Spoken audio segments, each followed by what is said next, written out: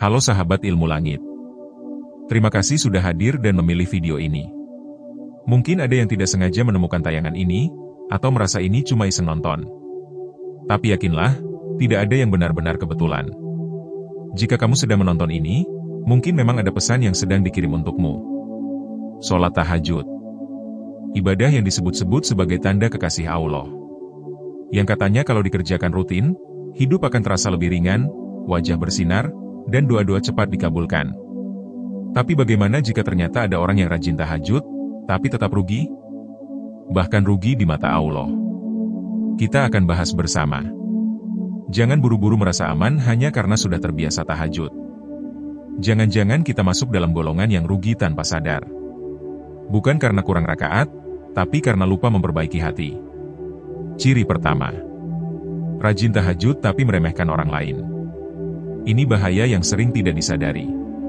Karena merasa bangun malam, merasa dekat dengan Allah, lalu muncul perasaan lebih baik dari yang lain. Hati kecilnya mulai bicara, orang-orang itu belum tentu mau bangun malam seperti aku. Ucapan lembutnya berbentuk nasihat, tapi di dalamnya tersembunyi rasa tinggi hati. Padahal jika tahajudmu benar, maka seharusnya hatimu makin rendah. Semakin kamu dekat dengan Allah, seharusnya semakin kamu sadar bahwa kamu bukan siapa-siapa. Kalau setelah tahajud kamu malah mudah menghakimi, merasa diri paling suci, maka sebenarnya yang kamu sujudkan bukan ego yang ditundukkan, tapi ego yang sedang dirayakan. Ciri kedua. Tahajud tapi penuh kebencian. Ini yang sering tertutupi oleh penampilan luar. Di hadapan Allah menangis, tapi di hadapan manusia menyimpan dendam. Di sajadah terlihat rapuh, tapi di dalam hati masih menyimpan luka yang belum diikhlaskan. Masih sulit memaafkan, masih menyimpan iri, masih senang membicarakan aib orang lain. Tahajud seharusnya jadi waktu menyucikan hati. Saat yang sunyi untuk membuang racun-racun perasaan. Tapi kalau setelah tahajud justru makin sensitif, makin mudah marah, makin gampang tersinggung, maka itu tandanya tahajudnya belum menyentuh jiwa. Baru menyentuh kulit ibadah, tapi belum menembus inti hati. Kamu bisa bangun setiap malam, tapi kalau hatimu tidak pernah dibangunkan, maka tidak ada perubahan yang berarti. Jangan sampai kamu salah sangka. Bukan jumlah tahajudmu yang membuatmu mulia, tapi perubahan hatimu setelah tahajud yang menjadi ukuran. Ini dua ciri yang harus diwaspadai. Karena tahajud bukan untuk membuat kita merasa suci, tapi untuk membuat kita sadar bahwa kita masih banyak salah. Jangan sampai ibadah yang seharusnya jadi jalan naik, justru membuat kita jatuh karena tertipu rasa lebih baik dari yang lain. Masih ada satu ciri lagi. Dan ini lebih dalam. Tahajud tapi mencari perhatian manusia. Kita akan bahas di bagian berikutnya. Ini bukan tentang menghakimi. Ini tentang mengenali diri. Jangan sampai tahajud kita jadi sia-sia karena hati yang tidak terjaga. Ciri ketiga. Rajin sholat tahajud, tapi masih haus pujian dari manusia. Inilah jebakan yang paling halus dan paling licik. Bukan lagi tentang tinggi hati yang kentara, bukan juga soal dendam yang terlihat. Tapi ini tentang rasa ingin dilihat, ingin dianggap suci, ingin dipuji diam-diam. Tanpa disadari, sebagian orang beribadah bukan untuk Allah, tapi untuk membangun citra. Ia rajin bangun malam, menangis di atas sajadah, tapi dalam hati kecilnya berharap orang lain tahu. Ia tidak terang-terangan memamerkan, tapi ada keinginan terselubung agar orang-orang menilai dia sebagai hamba yang istimewa. Kadang lewat unggahan kalimat religius, kadang lewat ucapan yang tanpa merendah, tapi sebenarnya sedang memperkenalkan diri sebagai ahli ibadah. Bentuknya bisa bermacam-macam. Bisa berupa postingan seperti Masya Allah, subuh di masjid itu nikmat luar biasa, apalagi setelah tahajud. Kalimatnya indah, penuh syukur, tapi tujuannya bukan kepada Allah, melainkan kepada manusia. Ingin dipuji karena sudah sholat malam, ingin dikagumi karena bisa istiqomah. Seakan-akan nilai tahajudnya bergantung pada berapa banyak orang yang tahu. Padahal, esensi tahajud justru ada pada kesunyian. Ibadah ini dipilih bukan hanya karena waktunya yang istimewa, tapi juga karena tidak ada orang yang melihat. Tahajud adalah saat di mana hanya kamu dan Allah yang tahu. Kalau sampai ada keinginan untuk dilihat, maka nilai tahajud itu pun luntur. Pahalanya bisa hilang tanpa jejak. Orang yang seperti ini, kata sebagian ulama, sudah kehilangan inti dari ibadah itu sendiri. Ia melakukan gerakan, ia mengucapkan doa, tapi ruhnya tertambat pada dunia. Ia tidak sedang mendekat kepada Allah, tapi sedang membangun citra tentang dirinya sendiri. Maka bukan balasan yang ia dapatkan, tapi kerugian yang dalam. Tahajud bukan tentang panggung, bukan juga tentang kesan religius. Sholat ini bukan untuk mencuri perhatian orang lain, melainkan untuk melepaskan diri dari semua perhatian selain Allah. Maka jika tahajudmu masih membuatmu gelisah ketika tidak ada yang tahu, atau kecewa ketika tidak ada yang memuji, itu tanda bahwa niatmu belum bersih. Ketika niat belum lurus, maka ibadah pun kehilangan nilainya. Sebagaimana seorang pekerja yang datang ke kantor bukan untuk menyelesaikan tugas, tapi untuk mencari pujian bos. Ia mungkin terlihat sibuk, tapi pekerjaannya kosong. Begitu pula dengan ibadah yang dilakukan untuk manusia. Syalatnya panjang, sujudnya lama, tangisnya deras, tapi semuanya tidak sampai ke langit. Di sisi lain, ada hamba yang tahajudnya sederhana. Tidak menangis, tidak bersuara, bahkan hanya 2 rakaat yang cepat. Tapi niatnya murni. Ia tidak butuh dilihat siapapun, tidak ingin dikenal siapapun. Ia hanya ingin menyendiri dengan Rabb-Nya, mengadukan luka-lukanya, menyampaikan terima kasih, dan berharap diterima. Mungkin orang lain tidak tahu siapa dia, tapi Allah tahu. Dan itu sudah cukup. Poin pentingnya, bukan panjang atau pendeknya tahajud. Bukan juga jumlah rakaat atau keindahan doa yang dibaca. Tapi tentang untuk siapa tahajud itu dilakukan.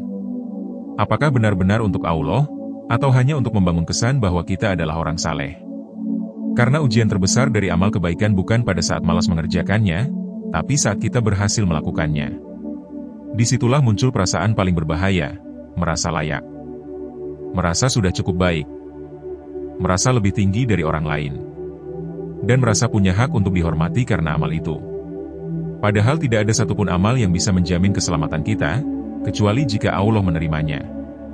Bahkan sholat tahajud yang dilakukan setiap malam pun belum tentu lulus di sisinya jika niatnya tidak bersih. Maka sebelum mengejar istiqomah, benahi dulu keikhlasan. Sebelum mengejar kesempurnaan gerakan, bersihkan dulu hati dari haus pengakuan. Karena ibadah itu bukan tentang dilihat manusia, tapi tentang diterima Allah. Setelah membahas 3 ciri yang bisa membuat tahajud jadi sia-sia, sekarang mari masuk ke pertanyaan penting. Bagaimana agar tahajud kita benar-benar bernilai? Apa saja hal yang bisa membuat sholat malam kita menjadi ibadah yang dicintai Allah? Pertama, jaga niat sejak sebelum bangun. Bahkan ketika kamu belum mengangkat kepala dari bantal, tanamkan dalam hati bahwa malam ini aku bangun bukan untuk siapa-siapa, tapi hanya untuk Allah. Tidak perlu dipublikasikan, tidak perlu diumumkan, cukup Allah yang tahu. Niat yang benar adalah fondasi dari semua amal. Kedua, hadirkan hati dalam setiap gerakan. Saat kamu berdiri dalam gelap, rasakan bahwa kamu sedang menghadap Zat yang menciptakanmu. Saat kamu membaca Al-Fatihah, sadari bahwa kamu sedang berbicara langsung dengannya. Jangan sekadar membaca, tapi rasakan setiap kalimat yang keluar dari mulutmu. Jangan biarkan pikiranmu melayang, karena malam itu adalah waktu paling suci untuk bercakap dengannya.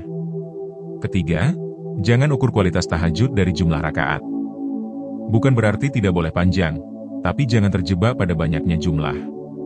Lebih baik 2 rakaat yang khusyuk, daripada 8 rakaat yang tergesa-gesa. Kualitas tahajud bukan dinilai dari seberapa lelah tubuhmu, tapi seberapa dalam hatimu bergetar. Keempat, jangan berhenti memperbaiki diri setelah sholat. Karena ukuran ibadah yang diterima bukan dari saat sholat, tapi dari perubahan setelahnya. Apakah setelah tahajud kamu menjadi lebih sabar, lebih pemaaf, lebih tenang, dan lebih lapang dada? Kalau tahajudmu tidak membawa dampak apa-apa, mungkin kamu hanya sujud secara fisik, tapi hatimu masih berdiri tinggi. Kelima, jangan bandingkan ibadahmu dengan ibadah orang lain. Setiap orang punya perjalanan sendiri dengan Allah.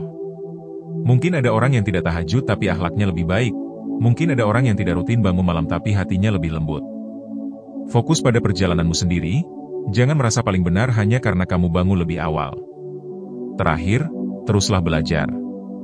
Jangan berhenti pada satu titik seolah sudah cukup baik. Keikhlasan itu bisa naik dan turun. Maka teruslah jaga, teruslah koreksi, teruslah minta petunjuk kepada Allah agar tahajud kita bukan sekadar kebiasaan, tapi benar-benar jadi ruang pertemuan yang tulus dengannya.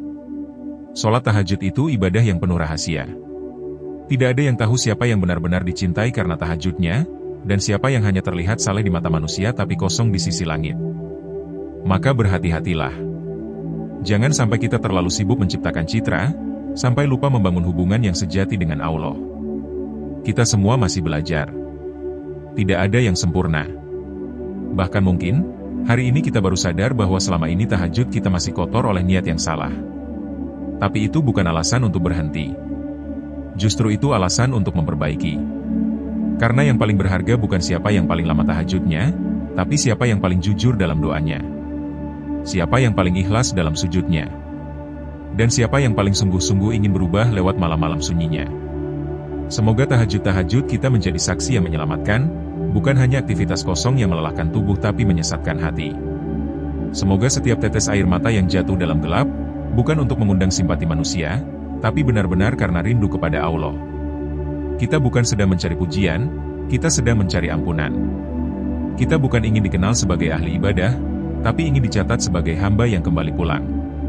Karena semua manusia akan mati, dan yang tersisa hanyalah amal yang diterima. Semoga kita termasuk dalam golongan yang ketika malam datang, ia bangun bukan karena ingin dianggap suci, tapi karena sadar bahwa ia banyak dosa. Bukan karena ingin dipuji, tapi karena ingin diterima. Dan semoga, saat dunia sibuk mencari sorotan, kita tetap memilih untuk menyendiri dalam gelap. Bukan karena takut dilihat, tapi karena cukup satu yang melihat. Allah. Sahabat ilmu langit, kita sudah membahas 3 ciri orang yang rajin sholat tahajud tapi tetap rugi di mata Allah. Tapi pembahasan kita belum selesai. Karena masih banyak yang perlu direnungkan agar ibadah yang kita jalani benar-benar mengangkat derajat kita, bukan hanya jadi kebiasaan yang menghibur diri. Kita sekarang akan membahas lebih dalam, kenapa bisa ada orang yang secara lahir rajin tahajud, tapi secara batin justru tertolak? Apa penyebab utamanya? Satu kata, kesombongan yang tersembunyi. Sombong bukan hanya ketika kamu berbicara dengan nada tinggi, atau ketika kamu memandang rendah orang lain secara terang-terangan. Sombong bisa sangat halus. Menyelinap ke dalam niat, menempel di balik amal, dan diam-diam merusak segalanya. Sombong yang paling berbahaya adalah ketika kita merasa sudah melakukan banyak, dan mengira Allah pasti akan memberikan apa yang kita minta. Padahal tidak ada jaminan seperti itu. Kita boleh berharap, kita wajib yakin, tapi tidak boleh merasa layak. Ada perbedaan besar antara berharap dan merasa pantas. Orang yang berharap akan tetap rendah hati. Tapi orang yang merasa pantas bisa jadi sedang menuntut. Ia berkata dalam hati, aku sudah tahajud setiap malam, kenapa masih begini hidupku? Atau aku sudah sholat malam, kenapa dia yang malah dapat rezeki duluan? Hati-hati. Kalimat seperti itu, walaupun hanya muncul dalam pikiran, bisa jadi menunjukkan bahwa kita sedang tidak ikhlas. Kita tidak sedang beribadah kepada Allah, tapi sedang bertransaksi. Kita mengira ibadah itu seperti menabung di bank. Semakin banyak kita sholat, semakin besar imbalan yang akan kita terima. Padahal hubungan dengan Allah bukan soal hitung-hitungan. Tahajud bukan transaksi. Bukan barter antara lelah dan hasil. Bukan aku bangun malam, maka engkau wajib memberi apa yang aku minta. Tidak seperti itu. Kalau kita masih beribadah sambil menagih, berarti kita belum mengenal siapa yang sedang kita sembah. Allah itu maha bebas. Dia tidak terikat oleh amalmu. Dia tidak wajib mengabulkan doamu hanya karena kamu bangun malam. Tapi dia akan memberi karena kasih sayangnya. Dan seringkali, balasan terbaik bukan dalam bentuk dunia yang kamu harapkan, tapi dalam bentuk kedekatan yang tidak bisa diukur dengan apapun. Lalu, bagaimana tahajud yang benar? Apa ciri orang yang tahajudnya benar-benar diterima dan bernilai di sisi Allah? Pertama, dia tidak pernah merasa cukup. Meskipun sudah bertahun-tahun bangun malam, hatinya tetap berkata, aku belum layak. Ia tidak sibuk menghitung berapa malam ia sudah sujud, tapi sibuk memperbaiki bagaimana agar setiap sujudnya makin tulus. Ia tidak pernah merasa tinggi karena ibadahnya, justru makin merasa kecil di hadapan Allah. Kedua, dia tidak mudah kecewa pada takdir. Orang yang tahajudnya benar tidak akan mengeluh ketika doanya belum dikabulkan. Karena ia paham, tahajud bukan alat pemaksa takdir. Ia bukan sedang menyuap langit, tapi sedang memperbaiki hatinya agar siap menerima apapun ketentuan dari Allah. Bahkan jika hidupnya tetap sulit, ia akan tetap bersyukur karena merasa telah dimuliakan dengan tahajud itu sendiri. Ketiga, dia menjadi lebih baik dalam akhlak. Inilah efek nyata dari ibadah yang benar. Bukan hanya gerakan sholat yang indah, tapi juga perubahan sikap setelahnya. Orang yang tahajudnya diterima akan terlihat dari tutur katanya, dari cara dia memperlakukan orang lain, dari keikhlasan dia membantu, dari kesabarannya dalam menghadapi masalah. Akhlaknya membaik, karena hatinya dibersihkan di setiap malam. Keempat, dia menjaga rahasia amalnya. Orang seperti ini sangat malu jika ibadahnya diketahui orang lain. Bukan karena sok misterius, tapi karena takut keikhlasannya terganggu. Dia lebih memilih tahajud di tempat yang gelap, di sudut yang sepi, agar tidak ada yang memuji. Karena bagi dia, cukup Allah yang tahu. Ia tidak butuh validasi dari siapapun. Kelima, dia tidak mudah menilai orang lain. Meskipun dia sudah lama tahajud, dia tidak akan berkata, "Kamu harus begini, kamu harus begitu." Dia sadar bahwa setiap orang punya perjalanan. Ia tidak membandingkan amalnya dengan orang lain, karena tahu bahwa ukuran di sisi Allah bukan tentang siapa yang terlihat rajin, tapi siapa yang paling ikhlas. Ciri-ciri ini penting untuk kita periksa. Karena seringkali, kita merasa sudah di jalan yang benar, tapi tidak sadar kalau kita sedang jalan di tempat. Kita sibuk membangun kebiasaan, tapi lupa memperbaiki isi hati. Kita bangun malam, tapi yang dibangunkan hanya tubuh, bukan kesadaran. Tahajud adalah panggilan bagi hamba-hamba yang rindu. Rindu kepada Allah, rindu kepada ketenangan yang sejati. Tapi kalau tahajud hanya jadi rutinitas tanpa makna, maka ia tidak lebih dari aktivitas fisik yang kosong. Dan sayangnya, banyak yang terjebak di sini. Banyak yang mengira dirinya sudah dekat dengan Allah hanya karena tahajud. Padahal ukuran kedekatan bukan pada ibadah yang terlihat, tapi pada ketundukan yang tidak terlihat. Semakin seseorang dekat dengan Allah, semakin ia merasa tidak tahu apa-apa. Semakin sering ia bangun malam, semakin ia merasa banyak dosa. Dan justru itu yang membuatnya dicintai. Kesadaran akan kelemahan diri. Rasa malu kepada Allah. Tangisan dalam sepi yang tidak diunggah ke media sosial. Dua-dua lirih yang tidak dikutip jadi caption. Semua itu adalah tanda bahwa dia sedang meniti jalan keikhlasan. Kita semua bisa memulainya. Tidak perlu menunggu jadi ahli ibadah dulu. Tidak harus mampu bangun setiap malam dulu. Mulailah dengan kejujuran. Bangun di sepertiga malam bukan hanya karena ingin mendapatkan sesuatu, tapi karena ingin kembali kepadanya. Ingin mengakui kesalahan. Ingin meminta maaf. Ingin merasakan ketenangan yang tidak bisa dijelaskan dengan kata-kata. Malam adalah waktu paling sakral. Saat semua orang tidur, saat dunia sunyi, saat pintu-pintu langit terbuka lebar, dan hanya kamu dan Allah yang ada dalam percakapan. Itulah tahajud yang sejati. Bukan soal berapa lama kamu berdiri, tapi seberapa dalam hatimu tunduk. Maka mulai malam ini, mari kita ubah cara pandang. Jangan bangun malam hanya untuk sekadar menggugurkan kewajiban. Jangan lagi merasa paling hebat hanya karena bisa rutin tahajud. Jangan berharap terlalu banyak dari dunia, tapi berharaplah agar setiap tahajud menjadi langkah mendekat kepada Allah. Tidak apa-apa jika kadang masih malas. Tidak apa-apa jika belum bisa setiap malam. Tapi pastikan satu hal, bahwa setiap kali kamu berdiri dalam gelap, hatimu jujur. Tidak sedang ingin dikagumi. Tidak sedang merasa paling suci. Tapi benar-benar sedang butuh Allah. Karena semua orang pasti butuh Allah. Bahkan mereka yang terlihat paling kuat, paling bijak, paling tenang, tetap butuh tempat bersandar. Dan tempat terbaik untuk bersandar adalah sajadah di sepertiga malam. Tempat di mana air mata jatuh bukan karena lemah, tapi karena rindu. Jangan tunggu hidupmu sempurna baru tahajud. Justru karena hidup tidak sempurna, maka kamu perlu tahajud. Karena di sanalah kamu bisa menyampaikan semua yang tidak bisa kamu ceritakan pada siapapun. Disitulah kamu bisa menangis tanpa dihakimi, mengeluh tanpa diabaikan, dan berharap tanpa takut dikecewakan. Akhirnya, sahabat ilmu langit, kita kembali ke inti. Tahajud bisa jadi penyelamat, tapi juga bisa jadi penyesalan, tergantung kepada siapa ia ditujukan. Kalau untuk Allah, maka sekecil apapun amalnya, akan bernilai besar. Tapi kalau untuk dunia, maka sebesar apapun usahanya, akan lenyap begitu saja. Jangan sia-siakan malam-malam sunyimu hanya untuk mencari wajah manusia. Gunakan untuk mencari wajah Allah. Jangan gunakan untuk membangun citra, tapi gunakan untuk memperbaiki jiwa. Karena dunia akan selesai, tapi hubunganmu dengan Allah akan abadi.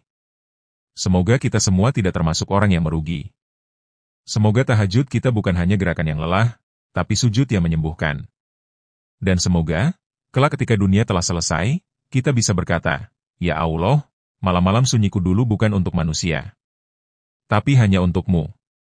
Dan semoga Allah menjawab, aku telah menerimanya.